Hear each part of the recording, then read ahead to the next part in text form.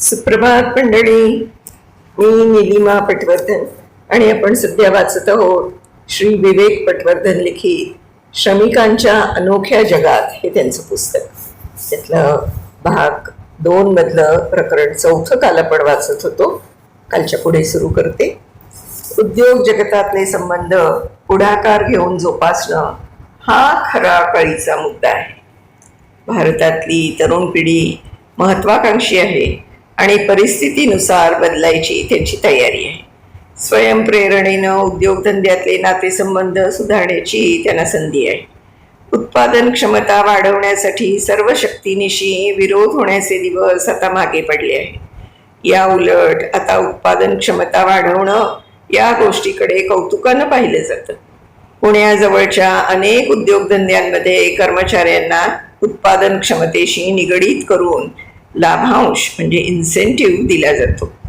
उद्योगधंद्यातल्या संबंधांमध्ये नवीन युग सुरू झाल्याचं हे लक्षण आहे. उद्योगातले संबंध सकारात्मकपणे आणि स्वयंप्रेरणेनं आकाराला आणण्याची ही संधी आहे. कर्मचाऱ्यांशी केवळ संवाद नव्हे तर सुसंवाद गरजेचा आहे आणि अनेक कंपन्या उत्तरोत्तर हा गुण मानायला लागल्या आहेत. समोरच्या बाजूचं म्हणणं लक्षपूर्वक आणि समवेदनेनं ऐकून घेऊन कृती करण्याची इच्छा त्यासाठी हवी. औद्योगिक क्षेत्रात अशी लोकशाही राबवली जाणं हे कौतुकास्पद आहे. मॅनेजमेंटकडून नियंत्रण सक्षमपणे राबवलं जाणं, मारुती सुझुकीवर हा आरोप नेहमी होतो, हा उद्योग जगतातल्या लोकशाहीला शापच आहे. स्वयंप्रेरितपणे संबंध आकाराला येणं या प्रक्रियेला ते परावृत्त करतं. जपानी उद्योगधंद्यांनी कर्मचाऱ्यांचा उत्साह आणि कल्पकता या 2 बाबी टिकून राहाव्यात यासाठी अनेक साधनं आणि तंत्र विकसित केली, जी भारतातल्या काही उद्योगधंद्यांमध्ये विपुल प्रमाणात वापरली जातात. मात्र अमेरिकेतल्या NUMMI प्लांटवर टोयोटानं जे अभूतपूर्व यश मिळवलं त्याला तोड नाही, हा यातला विरोधाभास आहे. उद्योग व्यवसायातल्या अनेक कंपन्यांनी कर्मचाऱ्यांची कामं अर्थपूर्ण व्हावीत यासाठी त्या कामाचं स्वरूप बदललं. कर्मचाऱ्यांना ते काम करायला जास्त मोकळीक दिली. माध्यमं उद्योगधंद्यांमधले कलह चवीनं छापतात.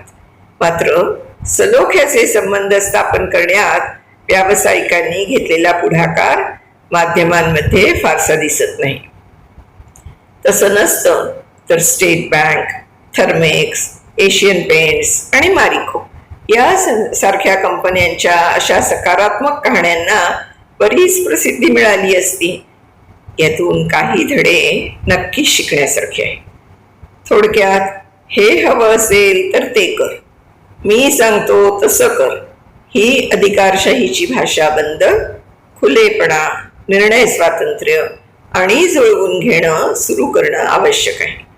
स्वयंप्रेरितपणे उद्योगधंद्यातल्या संबंधांचं व्यवस्थापन करणं म्हणजे विश्वास निर्माण करण्याला प्रोत्साहन देणं.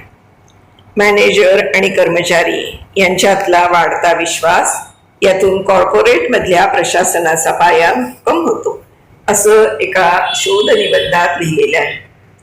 तुम्ही संघर्ष कसा हाताळता हा खरा मुद्दा आहे. मतभेद आहेत या निर्णयापर्यंत पोचण्याआधी देखील दुसऱ्या पक्षाचं म्हणणं ऐकून घ्यायचे पूर्णपणे प्रयत्न झालेले असावे. हा संघर्ष मिटवण्यातला महत्वाचा नियम आहे. संघर्ष मिटणं काही वेळा तरी शक्य नसतं, पण शांतपणे ऐकून घेणं, वाटाघाटी करणं आणि वाद मिटवणं यासाठी सामंजस्य असावं लागतं आणि धीर धरावा लागतो. वादविवादात कोणत्याही पक्षाचं वागणं त्याचं व्यावसायिक व्यक्तिमत्व समोर आणतं आणि लोकांच्या मनात त्यांच्याबद्दल एक विशिष्ट ओळख तयार होते. वेगवेगळ्या पदांवरच्या कर्मचाऱ्यांमध्ये त्यामुळे विशिष्ट मतं तयार होतात आणि ते त्यानुसार वागतात. नेत्यानं संघर्ष सोडवण्याच्या दृष्टीनं विचारपूर्वक पावलं टाकणं यामुळेच अत्यावश्यक ठरतं. मॅनेजरच्या डोळ्यासमोर वादविवाद संपवून कर्मचारी गेल्यानंतर मॅनेजरचं काम संपलं असं होत नाही. कर्मचाऱ्यांना आपण या कंपनीचा, संस्कृतीचा एक भाग आहोत असं वाटणं महत्वाचं असतं. मॅनेजमेंट आणि कर्मचारी यांच्यातली दरी वाढत गेली तर दुसऱ्या संघर्षाला तोंड फुटण्याला ते आमंत्रण असतं. उद्योगधंद्यांमधल्या संबंधांमध्ये तणावानंतर परत सगळ्यांना सामावून घेणारं वातावरण तयार करणं हे सर्वात अवघड काम असतं. त्यासाठी अनेक वर्ष लागतात. दीर्घकाळ चाललेल्या संघर्षात दोन्ही बाजूंची चूक असते हे दोन्ही पक्षांनी दिलदारपणे मान्य करावं लागतं. मंडळी, येथे आपलं प्रकरण 4 संपलेलं आहे आणि आपण 5वं प्रकरण आता सुरू करणार आहोत. तर ते आहे कामगार संघटनेच्या नेत्यांची भूमिका काय असते. राष्ट्रीय पातळीवरचे काही नेते सुजाण आणि गुणवान असलेले आपण पाहतो. मात्र छोट्या विभागांमध्ये केवळ शारीरिक पातळीवर बलवान असलेले पण आपल्या कामकाजाबद्दल अजिबात जाण नसलेले लोक संघटनेचं नेतृत्व करताना दिसतात. जून 1975च्या शेवटच्या आठवड्यात इंदिरा गांधी यांनी त्यांची खूप प्रसिद्ध आणीबाणी जाहीर केली. देशभरातली परिस्थिती एका रात्रीत नाट्यमयरित्या बदलली. मी आणीबाणीचा समर्थकही नाही आणि त्याला पाठिंबा देणारही नाही, पण त्यातून उद्योग जगताला निसंशयपणे काही फायदे झाले. त्यापैकी एक फायदा म्हणजे कंपन्यांमधला सत्तेचा काटा अचानक मॅनेजमेंटकडे झुकला. तेव्हा म्हणजे 1975 साली देशभरात आणि विशेषतः मुंबईमध्ये कामगार आणि कामगार संघटनांबरोबर नातं दुराग्रही बनत चाललेलं होतं. राजकीय नेतेही त्यात पिळवणूक करत होते. आणीबाणी जाहीर झाल्याबरोबर कामगार संघटना क्षणार्धात सत्ताहीन झाल्या. त्याच वेळी देशात महागाई भडकली होती. अनेक कंपन्या कशाबशा तग धरून होत्या. जूनमध्ये म्हणजे पहिले 6 महिने पूर्ण होताना कंपन्यांचा जो काही परफॉर्मन्स होता तो शर्मेनं मान खाली जावी असाच होता. अनेक क्षेत्रांमध्ये बदल गरजेचा होता आणि त्यातलं एक नजरेत भरणारं क्षेत्र म्हणजे कामगारांची उत्पादन क्षमता. तिथे पटकन काही बदल करणं आवश्यक होतं. पहिल्या 6 महिन्यातल्या खराब परफॉर्मन्समुळे सगळ्यांनाच ते बदल कृतीत आणण्याचा ताण होता आणि आणीबाणी ही देवानं पाठवलेली संधीच होती. म्हणजे तशी ती ठरली. आमच्या कंपनीचे तेव्हाचे चेअरमन यांच्यात विलक्षण नेतृत्व गुण असल्यामुळे त्यांनी ती संधी अजिबात वाया घालवली नाही. त्यांना सगळ्या कर्मचाऱ्यांना एकदम आश्चर्यचकित न करता आधी एकत्र बोलावून बदलाला सामोरं कसं जावं हे भाषण करायचं होतं. त्यांनी मग एक अनपेक्षित गोष्ट केली. त्यांनी दत्ताजी साळवी हे तेव्हाचे भारतीय कामगार सेनेचे म्हणजे शिवसेनेची कामगार संघटना याचे अध्यक्ष यांनी कंपनीतल्या कर्मचाऱ्यांसमोर भाषण करावं यासाठी प्रवृत्त केलं. कंपनीच्या आवारात त्यांनी सर्व कर्मचाऱ्यांसाठी एक मीटिंग घेतली. आर्थिक पातळीवर कंपनी एका कठीण काळातून जात आहे आणि त्यातून बाहेर पडायचं असेल तर सर्व विभागांची उत्पादन क्षमता कित्येक पटीनं वाढवावी लागेल असं चेअरमननी आपल्या भाषणात समजावून सांगितलं. त्यानंतर दत्ताजींनी भाषण केलं. नोकऱ्या वाचवायच्या असतील तर बदल स्वीकारावा लागेल असा संदेश त्यांनी दिला. चेअरमन आणि दत्ता साळवी या दोघांनीही आपल्या भाषणात एक सारखाच मुद्दा मांडला. यामुळे कामगारांच्या मनामध्ये ताण आणि भीती निर्माण झाली. त्यांना नोकरी गमवायच्या भीतीमुळे मनात कुठेतरी असुरक्षितता वाटायला लागली. कामगारांच्या मनातल्या भावनांचं स्फुल्लिंग चेतायला 3 गोष्टी कारणीभूत ठरल्या. पहिली गोष्ट म्हणजे कंपनीत जे कामगार थेटपणे उत्पादन करत नव्हते त्यांना उत्पादन विभागात हलवलं गेलं होतं. कोणालाच असं दुसऱ्या विभागात एकदम, विशेषतः डोक्यावर टांगती तलवार असते तेव्हा ढकललेलं आवडत नाही. दुसरी गोष्ट म्हणजे सगळ्या विभागात ओव्हरटाईम थांबवले. तेव्हा नेहमीच्या पगाराच्या वर 20% इतकं ओव्हरटाईमचं वेतन कामगारांना मिळायचं. तिसरी गोष्ट म्हणजे कामगार संख्येत कपात करण्याच्या दृष्टीनं स्वेच्छानिवृत्ती योजना जाहीर केली. व्यवसायाच्या दृष्टिकोनातून पाहता या सर्व गोष्टी करणं गरजेचं होतं. इतकंच नव्हे तर त्या करायला उशीरच झाला होता. परंतु मी इथे व्यावसायिक दृष्टिकोनातून चर्चा करत नाही. तेव्हा माझ्या आणि इतर अनेक जणांच्या मनात जो प्रश्न उभा राहिला तो म्हणजे कामगार संघटनेच्या नेत्याची यात भूमिका काय आहे. दत्ताजी साळवी हे उत्पादन क्षमता वाढवण्यावर विश्वास ठेवणारे होते. त्याबद्दल ते नेहमीच उघड भूमिका घेत. परंतु कामगारांना अजिबात न रुचणारे बदल त्यांनी पचवावेत आणि मॅनेजमेंटला सहकार्य करावं असा उपदेश दत्ताजींनी कामगारांना करणं कितपत योग्य होतं.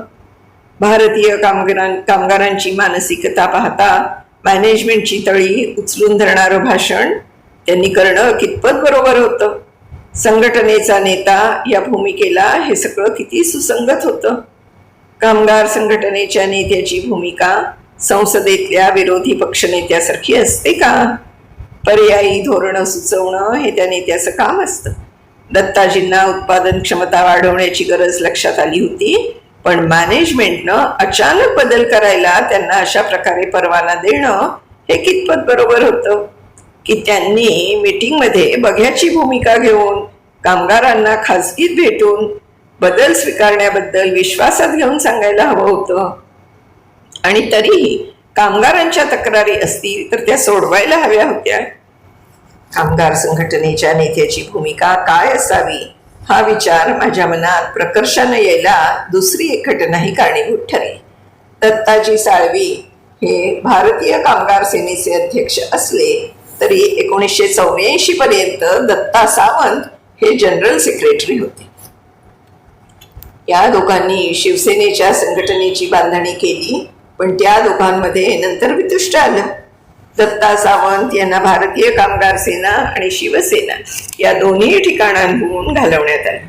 मी काम करत होतो त्या मुंबईतल्या कारखान्यात दत्ता सावंत यांना भक्कम पाठिंबा होता. त्यांनी मग काँग्रेस पक्षात दाखल होऊन मजदूर क्रांती संघटना स्थापन करायचं ठरवलं. कामगार नेता म्हणून स्वतःला प्रस्थापित करायचं असं त्यांनी ठरवलं होतं. आणि त्यातला त्यांनी ठरवलेला पहिला टप्पा म्हणजे आमच्या कंपनीत भारतीय कामगार सेनेला थोडक्यात दत्ताजी साळवी यांना आव्हान देणं. मजदूर कामगार संघटनेला कामगारांचं प्रतिनिधित्व करणारी संघटना म्हणून मान्यता मिळावी असं दत्ता सावंत यांना वाटत होतं. Maharashtra recognition of trade unions prevention of unfair labour practices act 1971 या ॲक्टद्वारे औद्योगिक न्यायालय अशी मान्यता देऊ शकत होतं. संघटनेला तशी मान्यता मिळाली तर कंपनीनं त्यानंतर सगळ्या प्रकरणांचा सूक्ष्मोक्ष लावताना त्याच एका संघटनेबरोबर विचारविनिमय करावा असंही त्या मान्यतेत अंतर्भूत होतं. मात्र प्रत्यक्षात मजदूर कामगार संघटनेसारख्या मान्यता नसलेल्या संघटनेबरोबर पगार आणि वेतन अशा मुद्द्यांवर समझोता करणं हे कोणत्याही परिस्थितीत वैध ठरलं नसतं. वेगळ्या शब्दात सांगायचं झालं तर मजदूर कामगार संघटनेकडे आमच्या कामगारांचं प्रतिनिधित्व करण्यासाठी कोणतंच पाठबळ नव्हतं. दत्ता सावंत यांना मात्र ही परिस्थिती अजिबात मान्य नव्हती. त्यांनी हिंसेचा मार्गाचा अवलंब करून संघर्ष उभा केला. त्यात 2 हत्या झाल्या, काही कामगार जखमी झाले. नंतर झालेल्या संपात अनेक कर्मचाऱ्यांची वाताहत झाली. संप संपल्यावर 6 महिन्यानंतर कामगार कामावर परतले. तेव्हा 101 जणांना आपली नोकरी गमवावी लागली आणि एक विभाग बंद झाला होता. हे सगळं का झालं? कामगारांच्या फारशा तक्रारी नसलेल्या आणि पगारवाढीबाबत वाटाघाटीही चालू नसलेल्या कंपनीत इतका हिंसाचार का झाला? मजदूर कामगार युनियनला मान्यता आणि प्रतिष्ठा मिळावी यासाठी कायदा पायदळी तुडवून कंपनीकडे अशक्य मागण्या का केल्या गेल्या? मंडळी, या सगळ्या प्रश्नांची उत्तरं मला असं वाटतं आपल्या पुढच्या भागामध्ये मिळवूया. तर आज आपण इथे थांबूया आणि उद्या पुढच्या भागात या सगळ्या प्रश्नांची उत्तरं श्री विवेक पटवर्धन आपल्याला कशा तऱ्हेने देत आहेत ते बघूया. तर तोपर्यंत मी निलिमा पटवर्धन आपली रजा घेते. माझी खात्री आहे तुम्हाला सगळ्यांना हे असं वेगळ्या धर्तीचं वेगळ्या धाटणीचं पुस्तक आवडलं असेल. तर माझ्या गप्पा गोष्टी या यूट्यूब चॅनेलला सबस्क्राईब करा, सगळे माझे एपिसोड लाईक करा, शेअर करा आणि मला प्रतिक्रिया पाठवायला मात्र विसरू नका. धन्यवाद. भेटूया उद्या.